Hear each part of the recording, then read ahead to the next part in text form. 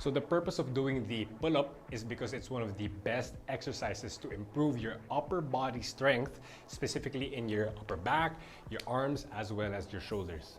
So as you can see, my pull-up bar has a lot of grips to it. So before we talk about the actual movement on how to perform the pull-up, let's talk about the different terminology. And of course, this video will apply to whatever exercise variation of the pull-up that I make you do. So when it says pull-up on your program, that basically means a regular overhand grip like this. This is once again the pull-up. If your program says chin up, that means you're gonna go for a slightly narrower grip and your hand will be on the underhand grip. This is once again the chin up.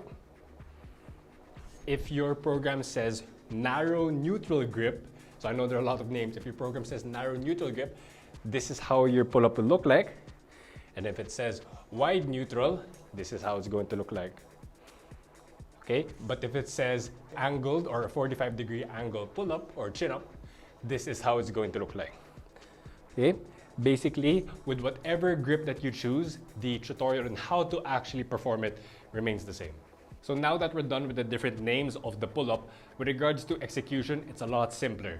It's not necessarily easy, but it's simpler. So if, for example, if I tell you to do the regular pull-up, all you'd have to do is jump on your bar, make sure that your feet are off the ground as much as possible, and then the only thought process I'd want you to have is to pull straight up.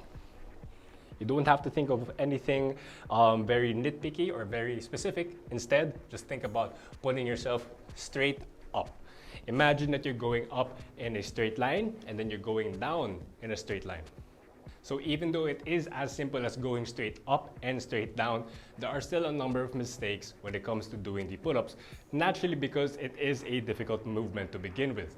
The first mistake is that people don't go all the way up like this. I would see in some videos that people will only go halfway up. Of course, that's not ideal. When it comes to doing the pull-up, you try to go as high as possible, specifically try to make your chin match the height of the bar, and that's when we can call it a full rep. The next mistake is that people, sure, they might go all the way up, but they don't go all the way down. Basically, they're just doing the top half of the movement. So when it comes to doing the pull-up, or let's just say the chin-up for this example, we'd want you to go all the way up and then all the way down. We call this position the dead hang. This is where your body is really just hanging around on the bar and your feet are still off the ground.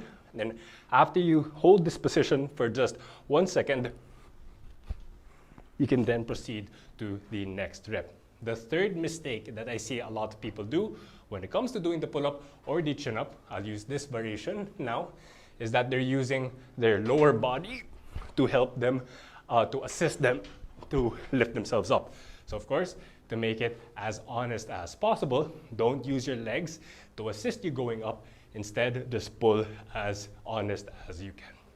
And of course, that's just the basics of this movement. If you have any questions or concerns, please feel free to message me.